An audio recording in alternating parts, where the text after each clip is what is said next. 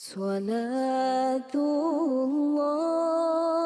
salamullah. Assalamualaikum warahmatullahi wabarakatuh.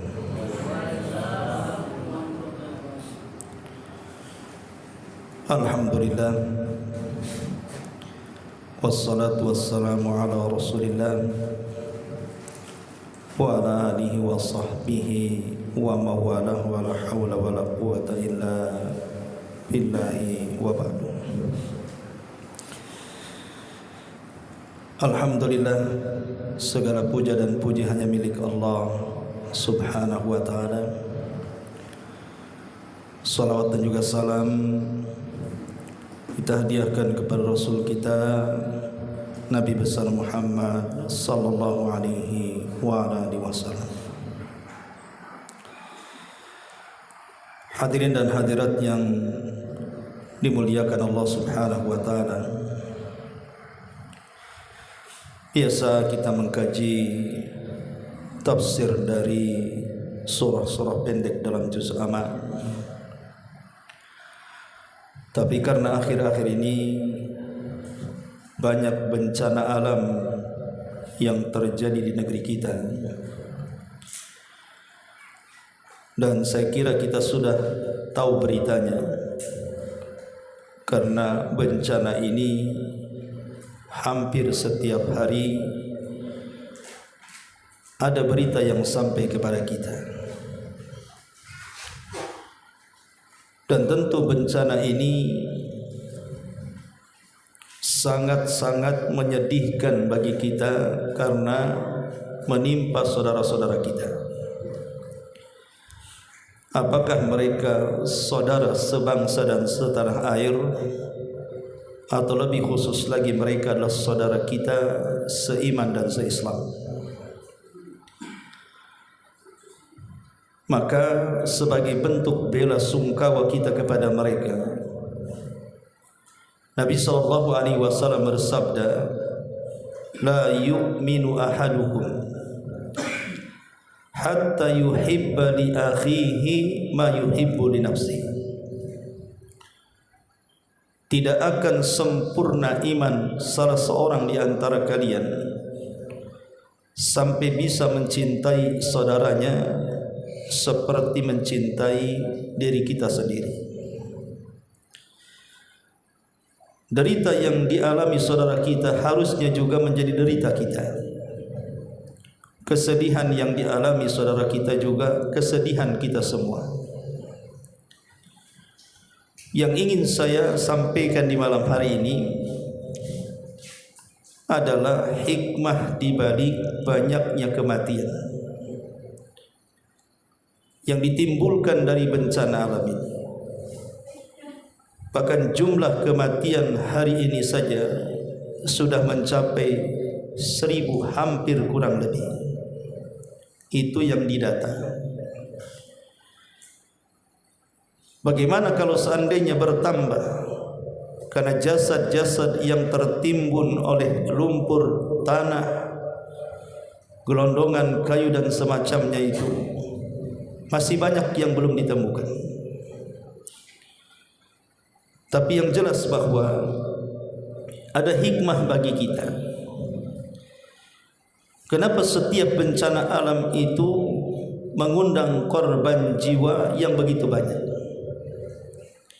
Ingat dulu tsunami, dalam hitungan menit saja sudah berguguran jiwa manusia.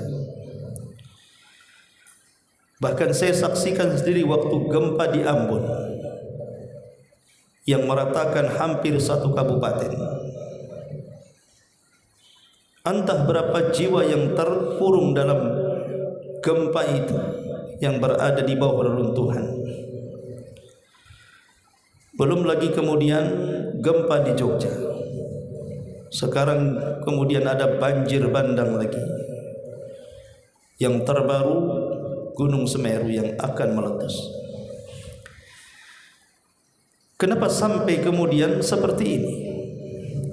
Banyak sekali orang-orang yang meninggal di sana, dan jumlahnya bukan 1 atau 2 jiwa, sampai ratusan bahkan sampai ribuan. Ma'asyiral muslimin yang dimuliakan Allah Subhanahu wa taala, dan terhitung mereka meninggal itu boleh dikatakan meninggal mendadak.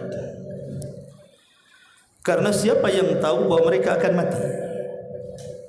Bahkan di antara mereka tidak ada yang menyangka bahwa akan ada banjir sedemikian dahsyatnya yang tercampur dengan lumpur, batu dan gelondongan kayu. Kalau seandainya mereka tahu mereka akan mati, saya kira mereka akan mengungsi sebelum bencana itu terjadi. Tapi kenyataannya manusia tidak tahu yang gaib. Terkadang bencana itu turun saat manusia sedang terlelap tidur, atau terkadang bencana itu turun di waktu manusia sedang lalai mengejar dunia, atau terkadang kematian itu di waktu-waktu yang manusia tidak sadar bahwa kematian itu sedang menjemput mereka. Itulah yang kita akan bahas, kematian mendadak. Hadirin dan hadirat yang dimuliakan Allah Subhanahu wa taala, di dalam Al-Qur'anul Karim ayat yang sering kita baca, Allah Subhanahu wa taala mengatakan kullu nafsin dha'iqatul maut. Setiap jiwa itu pasti akan mengalami kematian. Siapapun jiwanya. Apakah mereka orang-orang mulia seperti para nabi dan rasul, ataukah mereka orang-orang biasa seperti kita? Apakah mereka para raja atau rakyat jelata seperti kita? Kematian satu hari pasti akan datang kepada kita. Buktinya seluruh para nabi, di mana mereka? Mereka semua berada di bawah tanah, kecuali nabi tertentu yang memang Allah tidak wafatkan sampai hari ini, seperti Isa bin Maryam. Tapi seluruh para nabi, mereka sudah terpendam di dalam tanah. Jasad-jasad mereka sudah tidak ada lagi kita jumpai di permukaan bumi. Hatta para raja sekalipun, bahkan raja-raja yang mengaku Tuhan sekalipun. Fir'aun, di mana Fir'aun? Namrud, di mana Namrud? Dzunwas yang mengaku Tuhan, di mana Dzunwas? Dan banyak sampai kepada orang yang mengaku Tuhan sekalipun tidak luput dari kematian. Hadirin dan hadirat yang dimuliakan Allah Subhanahu wa taala, kematian itu sesuatu hal yang sudah dicatat, tepatnya di Lauhil Mahfuz. Dalam sebuah hadis Ubadah ibn Samit radhiyallahu anhu, dia mengatakan, aku mendengar Nabi sallallahu alaihi wasallam bersabda,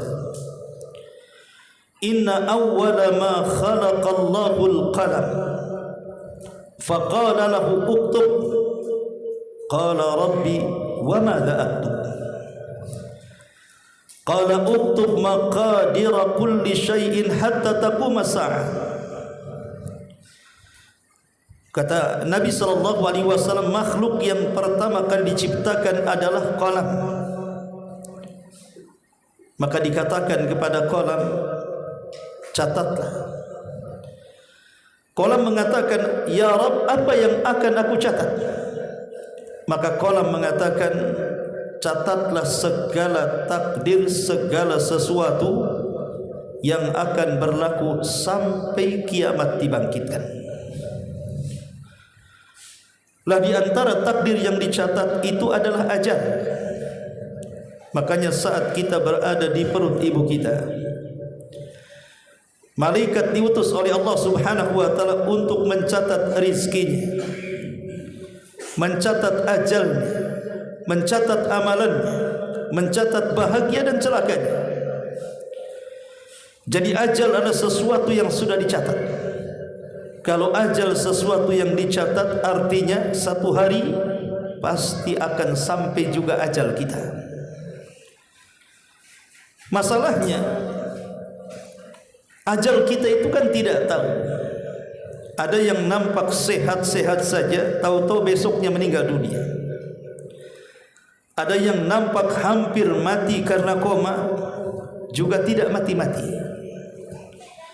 Dari sini kita tahu bahwa jiwa itu tidak tahu kapan dia ajal dan kapan di mana dia akan ajal. Itulah yang Allah Subhanahu wa taala firmankan, "Wa ma tadri nafsum madza taksibu gadan wa ma tadri nafsun bi ayyi ardhin tamut." Tidak ada satupun jiwa yang mengetahui di mana dia akan meninggal dunia.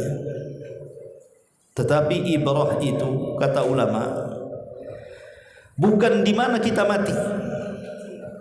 Terserah mau mati di negeri tempat kelahiran kita, atau negeri yang sangat mulia seperti Mekah dan Madinah, atau di negeri tempat hijrah dan safar kita. Tempat itu tidak mempengaruhi kematian. Tetapi yang mempengaruhi kematian adalah bagaimana caranya kita mati. Apakah kita mati su'ul khatimah atau kita mati husnul khatimah? Itu yang jadi masalah. Bagaimana caranya kita mati. Hadirin dan hadirat yang dimuliakan Allah Subhanahu wa taala, baik kita akan bicara soal hikmah kematian. Apa hikmah kematian itu? Apakah orang-orang yang mati mendadak seperti yang terjadi kepada saudara-saudara hari ini yang tertimbun dengan lumpur, terbawa arus banjir, terkena runtuhan rumah sehingga mereka tidak bisa menyelamatkan diri mereka apalagi keluarga? Bahkan ada satu kisah dalam tragedi banjir itu. Ada seorang ayah yang memegang bayinya. Ketika tim SAR datang, dia menyelamatkan bayinya, ayahnya tenggelam dan hanyut. Dia hanya menyerahkan bayinya, kemudian dia hanyut dan meninggal dunia. Artinya untuk menyelamatkan diri sendiri saja sudah kesusahan. Kalaupun ada yang menyelamatkan orang lain seperti kisah bapak ini, berapa persen dari sekian manusia yang meninggal karena bencana alam ini? Justru yang terjadi saat bencana itu, masing-masing orang akan menyelamatkan diri-diri mereka. Bahkan sebagian mereka lupa dengan keluarganya, yang penting dia selamat. Dan itulah gambaran hari kiamat. Allah mengatakan, "Wa taran nasa sukara wa ma hum bisukara." Kau lihat manusia mabuk, padahal mereka tidak mabuk. Artinya kau lihat manusia linglung, seolah-olah tidak punya akal pikiran. Mereka lari dari keluarganya, yang penting selamat jiwanya. Dan mereka tidak mau berkorban kalau harus menghadapi kematian. Betapa banyak yang melihat keluarganya hanyut hanya bisa memandang, tidak bisa menyelamatkan, hanya bisa menangis dan menangis. Ini menunjukkan bahwa kondisi saat itu memang luar biasa. Mungkin kalau kita orang-orang yang terdampak bencana baru kita rasakan dan bisa bercerita bagaimana ngerinya kejadian itu.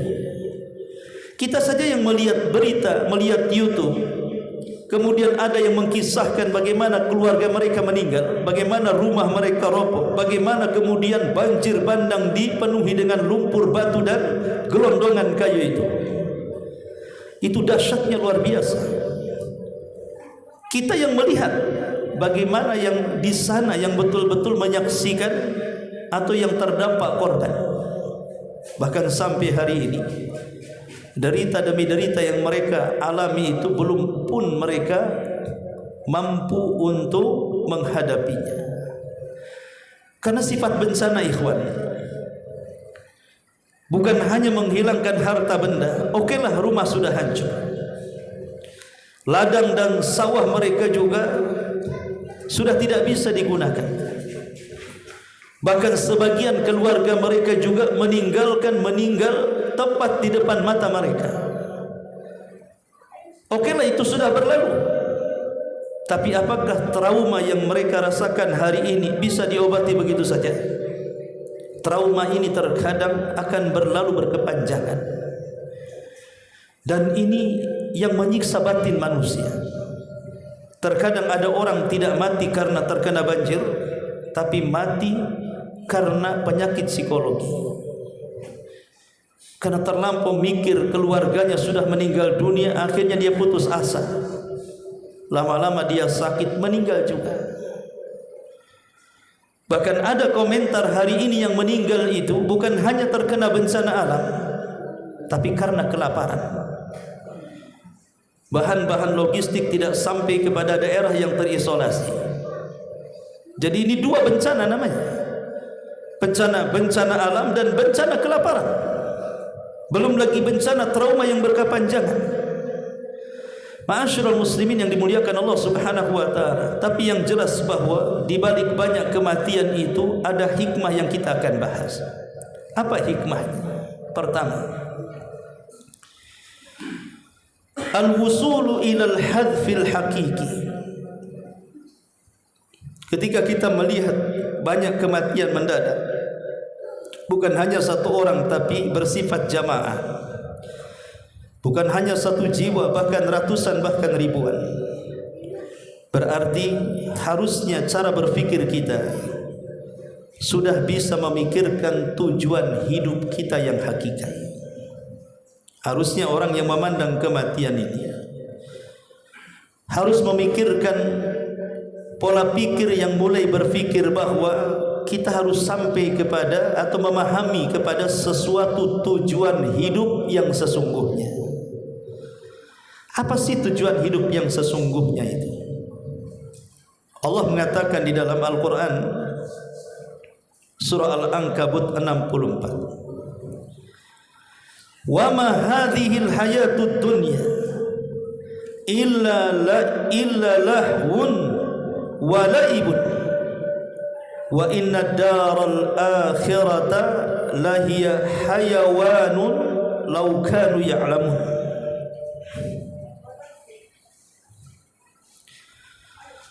Di sini Allah mengatakan tidaklah kehidupan dunia ini kecuali hanya permainan dan senda gurau saja. Tetapi kehidupan akhirat itulah kehidupan yang sesungguhnya, kata Allah, kalau mereka mengetahui hakikat kehidupan dunia. Apa maksudnya di sini? Coba kita renungkan bencana alam yang akhir-akhir ini terjadi, enggak usah yang sudah berlalu. Apa tujuan kita membuat rumah? Tujuan kita membuat rumah itu supaya kita bisa tinggal di rumah itu dan menikmati dunia. Ada orang yang berpikir bahwa rumah itu tidak akan meninggalkan dia. Tapi kenyataannya dalam tempo yang sesingkat-singkatnya rumah itu roboh, terbawa arus banjir, bahkan sebagiannya terkubur lumpur. Lalu apa yang bisa kita tempati rumah yang seperti itu? Itulah dunia. Sifatnya tidak kekal. Pasti ada waktu fananya. Kendaraan yang terkena arus banjir itulah bukan kendaraan kayak kita. Itu kendaraan mewah-mewah. Boleh jadi di antara kita tidak sanggup membelinya.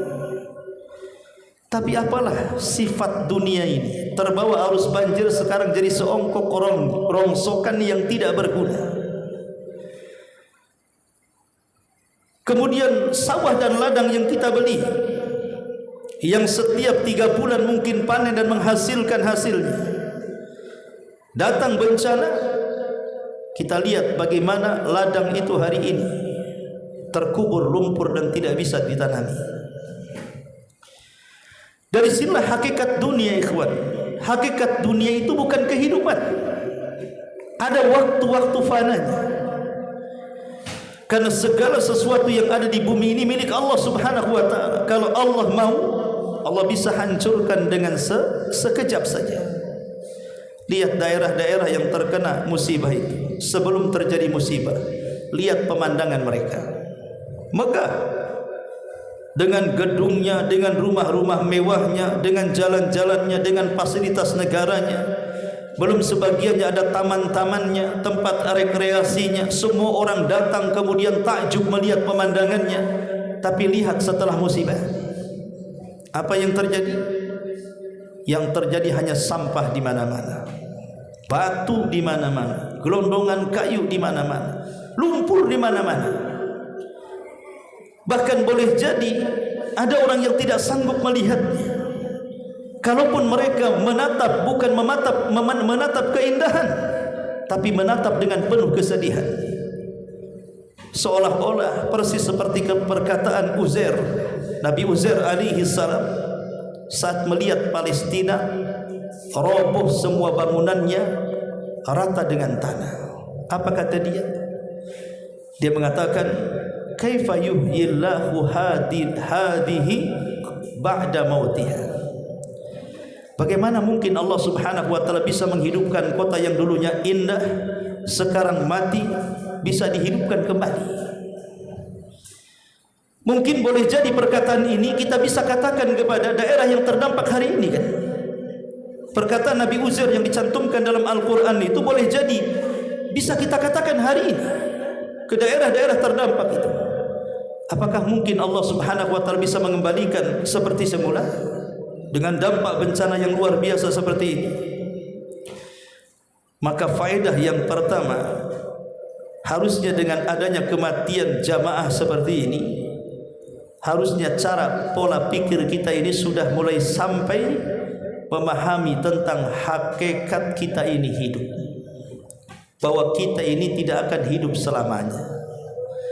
Akan ada waktu-waktunya ajal kita juga sampai kepada kita setelah ajal-ajal saudara kita yang tertimpa bencana. Karena yang namanya kematian itu tidak bisa dihindarkan dari siapapun.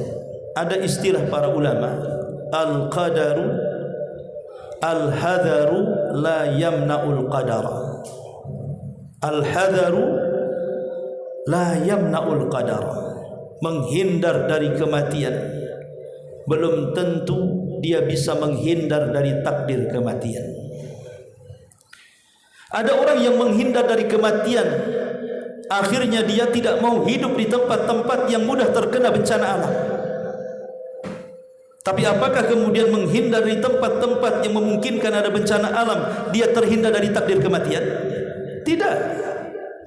Tidak mati karena tenggelam banjir, tidak mati karena tertimpa lumpur, tidak mati karena tertabrak gelondongan kayu. Dia bisa mati karena penyakit, dia bisa mati karena kecelakaan di jalan, dia bisa mati hanya karena keseleo, terpeleset dan begitu seterusnya. Bahkan ada orang mati seolah-olah tidak ada bencana, ketika dia sedang berdiri, sedang duduk, sedang tidur, tahu-tahu dia meninggal. Ya, karena idza jaa ajaluhu la yastakhiruna sa'ata wa la yastaqdimun. Kalau sudah sampai ajalnya, ajal itu loh tidak akan mundur, tidak akan mungkin maju. Pas waktunya. Ini yang pertama. Yang kedua, tahqiqul adlil al-ilahi. Adanya kematian mendadak yang bersifat jamaah itu untuk mewujudkan keadilan Allah yang sesungguhnya. Allah Subhanahu wa taala mengatakan, Allahu yahkumu bainakum yaumal qiyamah. Ingat, Allah Subhanahu wa taala akan mengadili kalian seadil-adilnya kelak pada hari kiamat. Kalau manusia tidak meninggal, bagaimana caranya Allah mengadili kita? Karena di dunia ini sifatnya ada orang zalim, ada orang yang dizalimi. Ada orang jahat, ada orang yang dijahati. Ada orang gibah, ada orang yang digibahi. Ada orang yang menghina, ada orang yang dihinakan. Itulah sifat dunia. Tapi apakah setiap orang yang zalim, yang menzalimi, semuanya mendapatkan hukuman di dunia? Apakah setiap orang yang menyakiti mendapatkan keadilan di dunia? Apakah setiap orang yang membunuh dia mendapatkan keadilan di dunia bagi orang yang dibunuh? Belum tentu. Betapa banyak orang-orang yang melakukan kezaliman, dia bisa tertawa lebar, kemudian dia meninggal dengan meninggal wajar, penyakit, kemudian meninggal. Sementara orang-orang dizalimi sakit hati. Kenapa Allah Subhanahu wa taala tidak membalas dia di dunia? Kalau orang tidak yakin dengan akhirat, maka selamanya orang yang dizalimi tidak akan dapat keadilan. Kalau seandainya tidak ada hari kiamat, orang-orang yang disakiti tidak mungkin dapat keadilan. Lihat Ashabul Ukhdud di dalam surah Al-Buruj, ketika dia membakar orang-orang yang beriman sampai 20.000 jiwa. Tidak dijelaskan dalam Al-Quran orang-orang yang membakar itu mendapatkan azab, padahal mereka sudah membakar orang-orang yang beriman. Tapi Al-Quran tidak menjelaskan azab mereka di dunia. Kalau seandainya seperti ini, adilkah Allah? Tidak adil. Kenapa orang yang membakar orang-orang yang beriman mereka kemudian tidak diazab di dunia? Kan tidak adil namanya. Tapi Allah itu maha adil. Ada hari di mana manusia akan merasakan keadilan yang sesungguhnya. Mereka tidak dapat peradilan di dunia, tapi di akhirat ada keadilan Allah yang sesungguhnya. Maka dengan adanya kematian akan terwujud keadilan ilahi. Ini yang kedua. Yang ketiga, dengan adanya kematian yang banyak ini, bahkan sifatnya mendadak, tahu-tahu meninggal dunia tanpa ada persiapan sama sekali. Lah bagi kita yang memandang peristiwa ini, harusnya kita harus bangkit. Al-hathu 'alal 'amali salih. Menjadi cambuk bagi kita ketika melihat saudara-saudara kita yang mati tanpa persiapan. Harusnya kita jangan diam saja, harus meningkatkan amal soleh kita. Bagaimana kalau sewaktu-waktu bencana itu menimpa kita seperti yang Allah timpakan kepada mereka? Apakah kita nasib kita sama dengan mereka? Kalau sudah tahu bahwa Allah Subhanahu wa taala bisa mengirim bencana di mana saja sesuai dengan kehendaknya, dan jangan pernah katakan itu kan jauh di Aceh, di Sumut atau di Sumbar. Belum tentu. Di Batam juga kalau Allah kirim bencana, Allah maha kuasa atas segala-galanya. Memindahkan bencana bagi Allah itu mudah. Maka dari sini ada semangat bagi kita. Harusnya ketika kita melihat bencana alam seperti ini, jangan sampai kemudian kita meninggal tanpa ada persiapan. Makanya dengan adanya dan melihat kematian yang begitu banyak di sini, mencambuk kita untuk memperbanyak amal saleh. Ini yang ketiga. Kemudian yang keempat, dengan adanya kematian mendadak yang banyak ini, maka kita tahu hakikat dunia yang sesungguhnya. Bahwa kehidupan dunia ini tidak abadi. Kehidupan akhiratlah kehidupan yang abadi. Sehingga jangan pernah terlena dengan kehidupan yang pendek dan melupakan kehidupan yang panjang.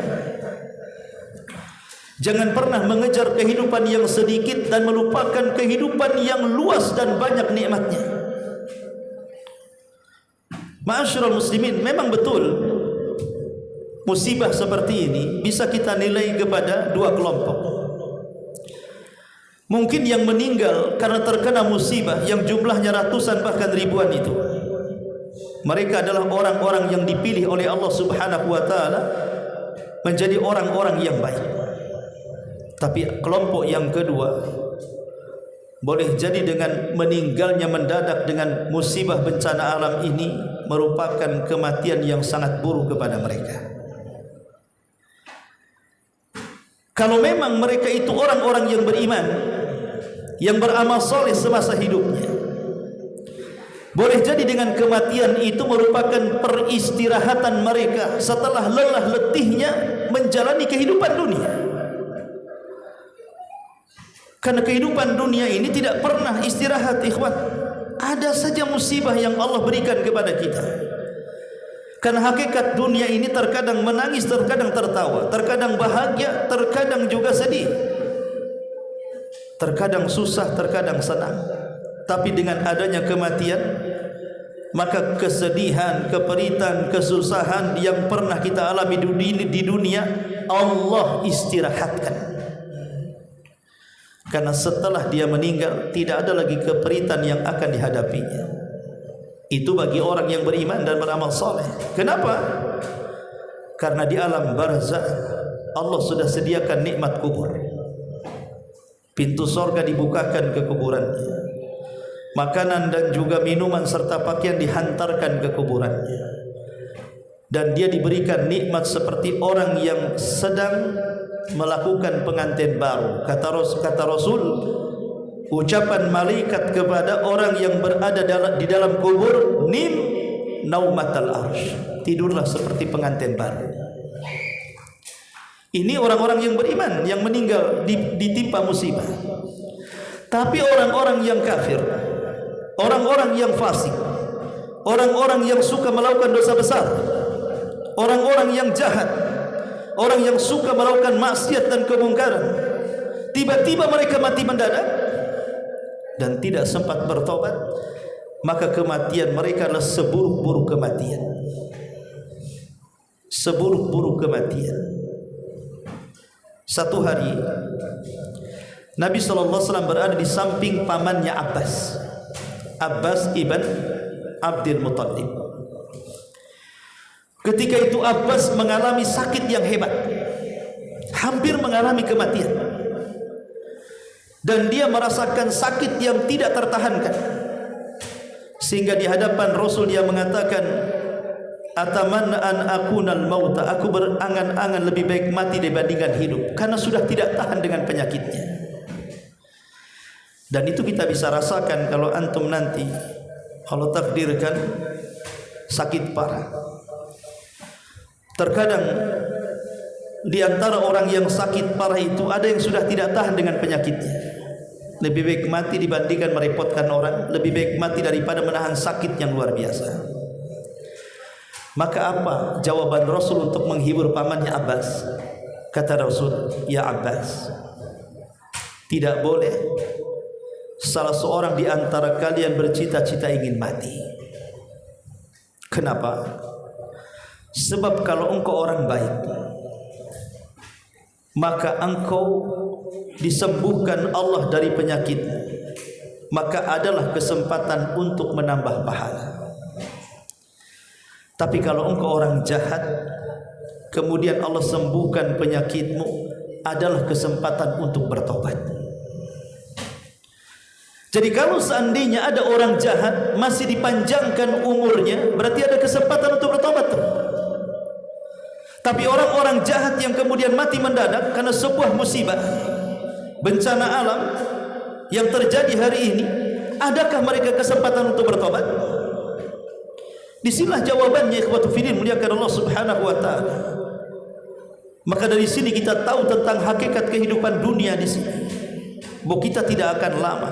Sebuah yang pasti bagi kita, yang tidak ada satupun yang mengingkari, adalah kematian. Kenapa kematian sebuah hal yang pasti, ikhwan? Karena setiap hari kita melihat ada orang mati. Entah di kampung kita di sini, entah setahun sekali ada orang meninggal, kita pun ikut memandikannya, ikut menyolatkannya, ikut menguburkannya. Atau mungkin saudara kita di tempat lainnya juga sama, kita ikut menguburkannya. Setiap hari kita melihat ada orang mati. Tapi kenapa setiap hari kita melihat ada orang mati, hati kita ini masih keras juga, dan merasa kita tidak akan pernah mati, dan merasa bahwa kita akan hidup 100 tahun lagi.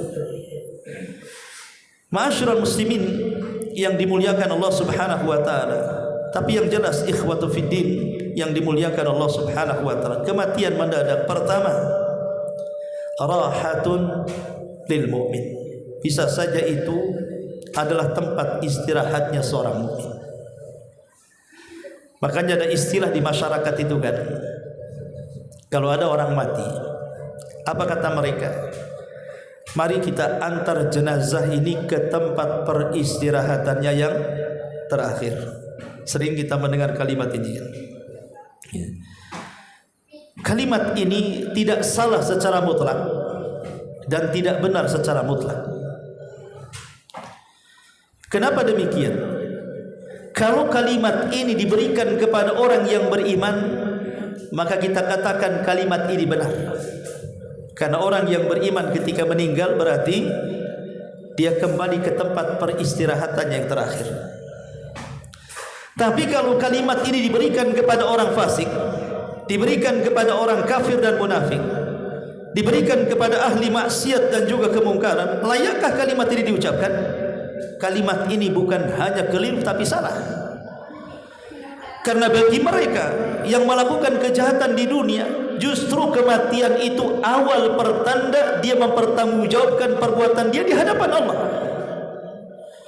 Dan kondisi setelah kematian jauh lebih mengerikan dibandingkan sebelum kematian. Jadi kematian mendadak ini bisa saja bentuk rahatul mu'min, kematian bagi seorang mukmin.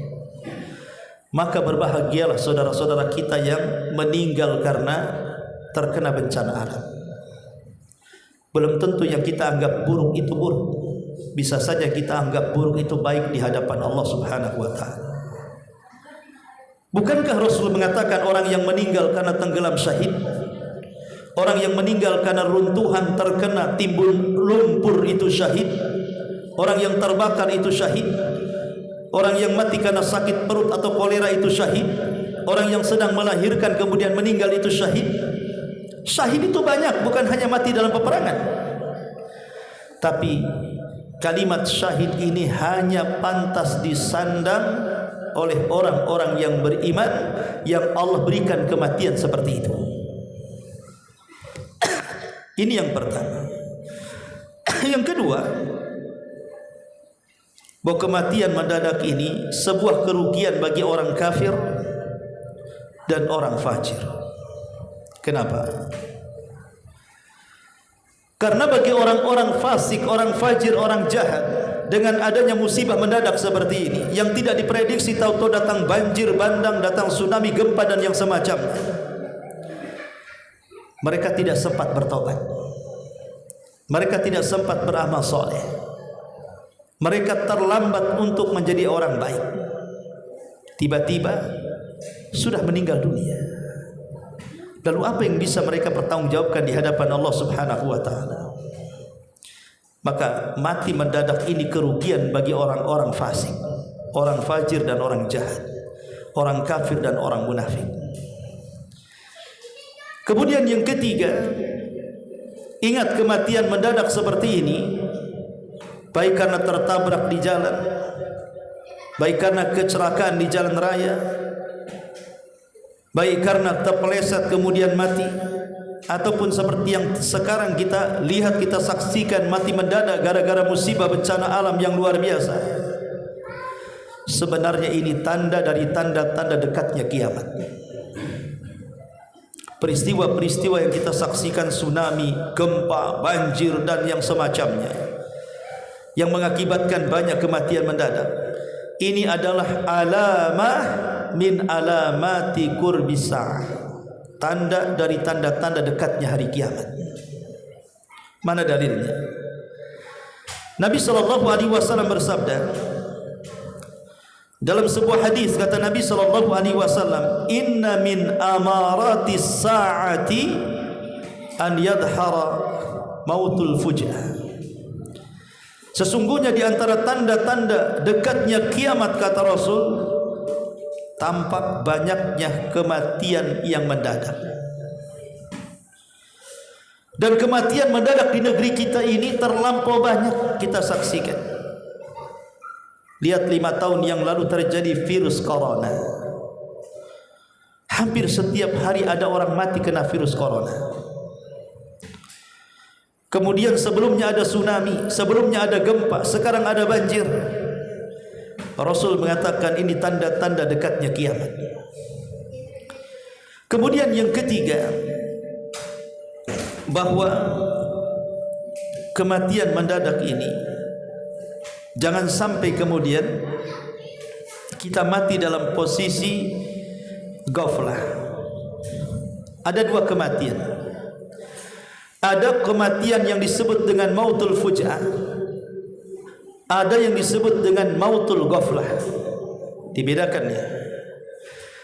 Kalau mautul fuj'ah, kematian yang mendadak, dengan kematian ghaflah, kematian dalam kondisi dia lalai kepada Allah Subhanahu wa taala, ini beda hukumnya di hadapan Allah. Kalau kematian mendadak bisa saja baik, bisa saja tidak baik. Tapi kalau kematian ghaflah itu semua tidak baik. Karena ghaflah itu artinya kematian dan dia sedang lalai. Lalai kepada Allah Subhanahu wa taala, tiba-tiba dia mati.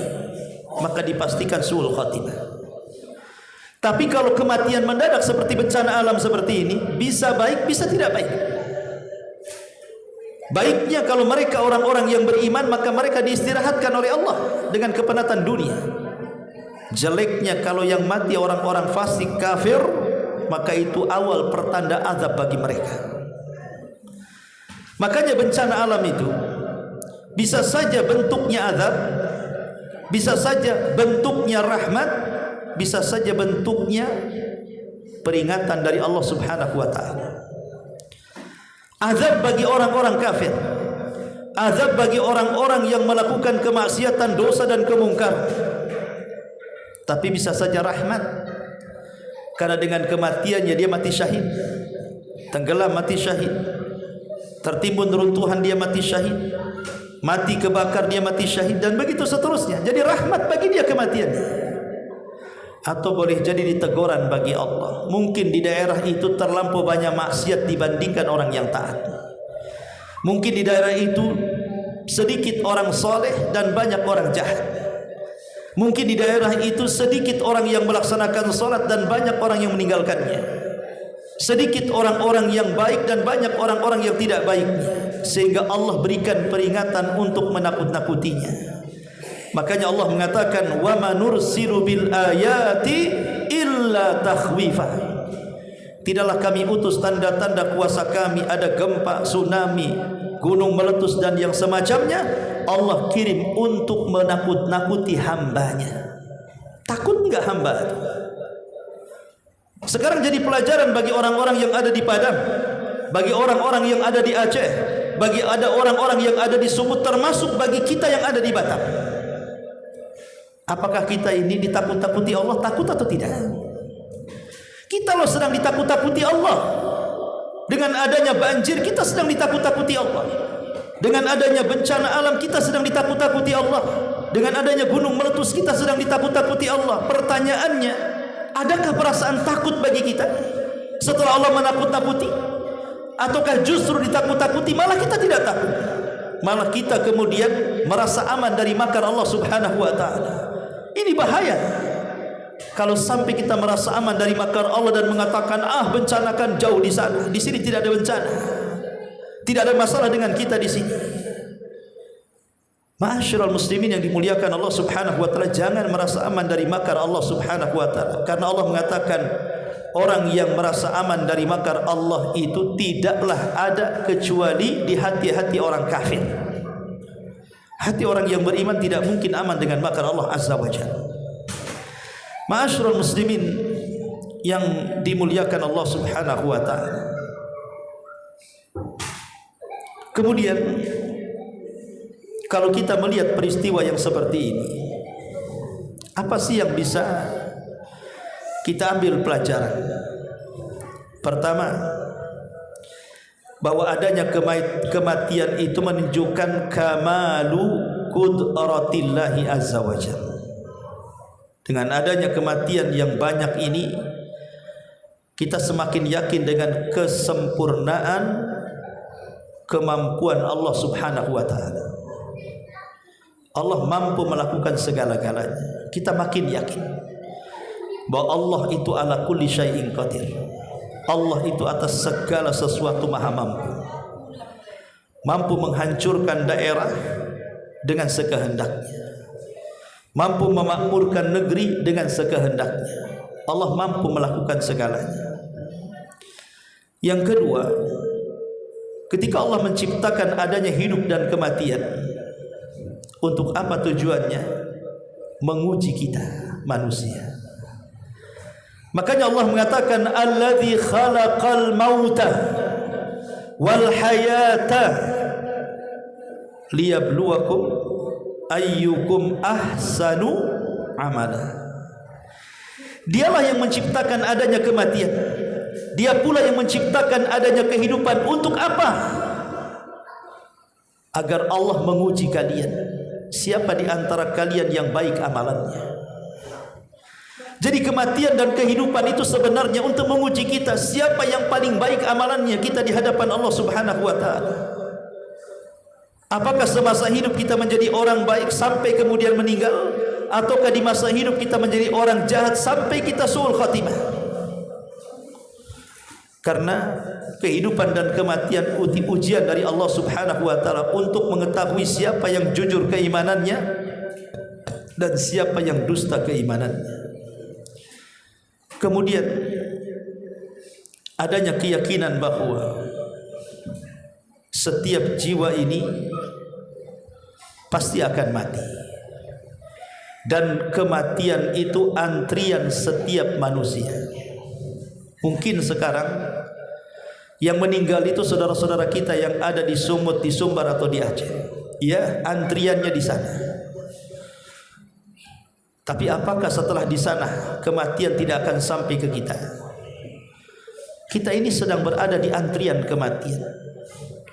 Kemarin si fulan, mungkin besok si Alan, mungkin lusa kita. Kan kita tidak tahu.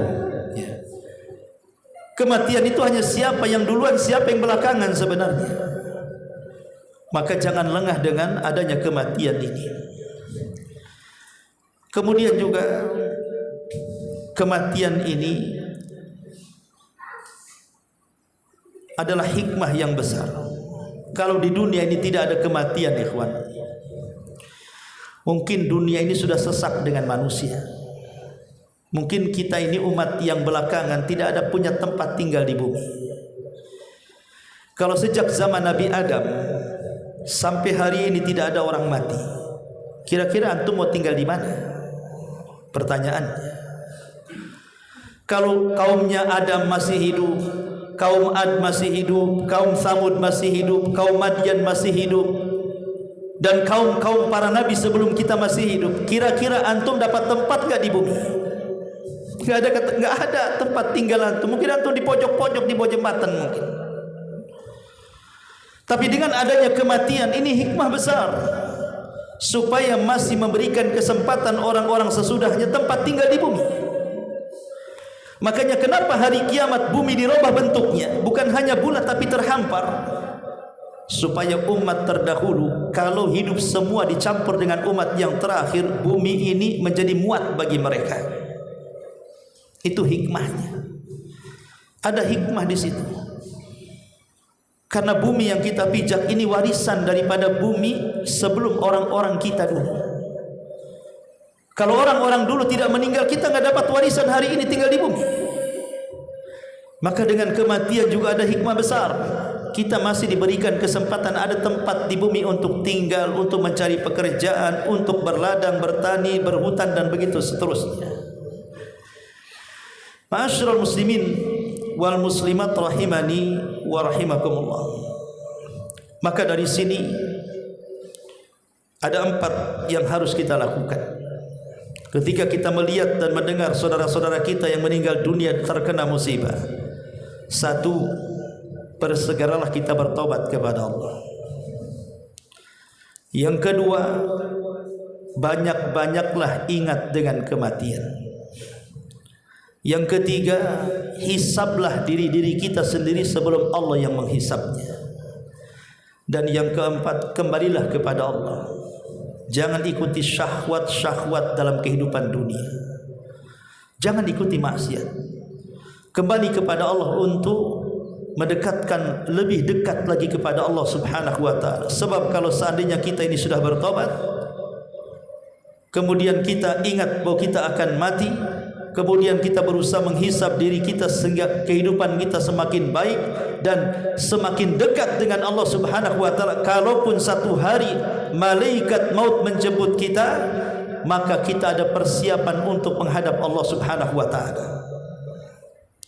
Hadirin yang dimuliakan Allah Subhanahu wa taala, sedikit renungan musibah. Kalau kita perhatikan musibah yang ada di negeri kita, ikhwan, mungkin yang sekarang sajalah kita saksikan di media. Musibah ini sebenarnya ulah siapa? Karena pakar-pakar iklim, pakar-pakar lingkungan, kemudian juga pakar-pakar peneliti dan begitu semuanya sekarang kan angkat bicara. Bahkan ada yang berkomentar, orang yang ada di Padang sana atau yang ada di Aceh kalau tidak salah, diwawancarai di salah satu televisi itu. Mereka mengatakan sebenarnya banjir itu sudah biasa. Banjir itu tiap tahun mesti ada dengan curah hujan yang cukup deras. Tetapi mungkin 2-3 jam atau paling lama 4 jam air itu sudah surut. Ya, mungkin menghancurkan sebagian kecil bangunan. Tapi kenapa hari ini banjir itu tidak surut-surut? Bukan hanya jam, sudah lewat hari, bahkan 2 hari, 3 hari dan 4 hari, bahkan 1 pekan ada yang tidak surut. Sampai saya melihat di sebuah tayangan di YouTube itu, ada yang 3 hari, satu keluarga dia hanya bisa duduk di atas dahan pohon, tidak makan, tidak minum. Mau makan apa di atas pohon itu? Untuk tidur saja mereka takut jatuh. Baru datang tim SAR menyelamatkan, mereka sudah lemas. Ada yang 2 hari berada di atap, atap yang masih belum terendam banjir. Mereka kehujanan, kedinginan, gelap. Mereka bertahan 2 hari. Baru datang tim SAR kemudian menolongnya. Bahkan ada di tempat terisolasi yang tidak bisa dijangkau oleh tim SAR. Mereka tidak makan, tidak mati di tempat itu, kemudian mati karena kelaparan. Dan ini terjadi. Ada yang mengatakan bahwa ini sebenarnya ulah manusia. Karena banjir-banjir sebelumnya tidak ada bebatuan, tidak ada lumpur, apalagi gelondongan kayu. Sehingga para pakar itu mengatakan, kalau seandainya tidak ada pembalakan hutan, kalau seandainya tidak ada tambang-tambang ilegal, kalau seandainya tidak ada pejabat korup yang jahat yang melegalkan hutannya di perkebunan, tidak mungkin terjadi bencana alam. Ya, banjir-banjir, hujan-hujan, tapi tidak memakan korban sedemikian banyak sehingga menghebohkan bukan hanya satu ini, satu dunia. Sampai banyak orang yang menganjurkan kenapa pemerintah tidak menetapkan bencana nasional, dengan alasan pemerintah masih mampu. Kita tidak melihat alasan pemerintah. Okelah pemerintah mampu, tapi kenyataannya jiwa-jiwa manusia melayang begitu saja. Ingat, jiwa seorang mukmin itu harganya melebihi dari kemuliaan Ka'bah. Kalau seandainya ada orang yang mencangkul Ka'bah itu sampai rata dengan tanah, nilainya tidak seberapa dengan kematian seorang mukmin. Bahkan kalau seandainya dunia dan isinya ini dihancurkan oleh Allah Subhanahu wa taala, lebih ringan dibandingkan jiwa seorang mukmin. Artinya bahwa harusnya pemerintah juga, saya tidak mengkritik pemerintah, kalau yang baik-baik saya puji, tapi dengan lambatnya bantuan, lambatnya dan begitu seterusnya sehingga menjadikan satu jiwa melayang, lalu siapa yang bertanggung jawab tentang melayangnya jiwa ini? Dan penyebab bencana ini sebagaimana para pakar sudah mengatakan karena pembalakan hutan, karena tambang-tambang ilegal, dan sebagainya mengatakan karena pejabat yang korup dan yang sangat-sangat cinta dengan dunia, akhirnya merubah alam menjadi tidak stabil. Pertanyaannya, bagaimana kalau seandainya orang-orang yang mati itu disebabkan oleh tangan-tangan mereka. Apa yang akan dihadapkan kepada Allah? Bukankah Abdullah ibn Abbas pernah mengatakan orang-orang yang dibunuh itu akan datang menghadap Allah dengan memegang kepala di tangan kanannya, tangan kirinya menyeret yang membunuhnya. Kemudian orang yang dibunuh ini meminta pertanggungjawaban di hadapan Allah dan mengatakan, ya Rabb, sal hadza lima qatalani. Ya Rabb, tanya orang ini, kenapa dia bisa membunuh? Ini satu orang yang Anda bunuh akan datang menghadap Allah dan mengatakan, ya Rabb, mintai pertanggungjawaban kepada orang ini, kenapa aku bisa dibunuh dia? Gimana kalau yang terbunuh itu ratusan? Gimana kalau yang terbunuh itu ribuan? Apa tidak 1000 orang menyeret dia menghadap Allah dan mengatakan, ya Rabb, sebab orang ini kami mati. Tanya kenapa dia bisa membunuh saya? Bisa kalian mempertanggungjawabkan di hadapan Allah seperti itu? Menganggap nyawa manusia itu melayang sia-sia? Allah itu ketika menciptakan langit dan bumi ada tatanannya. Allah mengatakan dalam surah Ar-Rahman, wa wada'al mizan. Wa wada'al mizan. Apa arti wa wada'al mizan? Allah menciptakan itu dengan penuh keseimbangan. Di sini hutan, di sini sungai, di sini tempat pemukiman, di sini gunung, di sini lautan. Allah sudah tentukan mana yang boleh dihuni, mana yang tidak boleh dihuni, mana yang boleh ditebang, mana yang tidak boleh ditebang, mana yang boleh dicemari, mana yang tidak boleh dicemari. Allah itu sudah menyeimbangkan alam. Kalau alam yang harusnya tidak dirusak kemudian dirusak, sungai yang harusnya tidak dicemari kemudian dicemari, maka jangan salah, tatanan kehidupan manusia bisa berubah. Ingat, hutan itu tentara Allah, sungai tentara Allah, batu tentara Allah, hujan tentara Allah, laut tentara Allah. Allah bisa saja menggerakkan tentaranya untuk meluapkan air ke daratan, untuk menjadikan bumi goncang, untuk menjadikan batu jatuh kemana-mana. Semua tentara Allah. Ma'asyiral muslimin yang dimuliakan Allah Azza wa Jalla. Maka dari sini ikhwatu fiddin, okelah para pakar itu sudah berkomentar.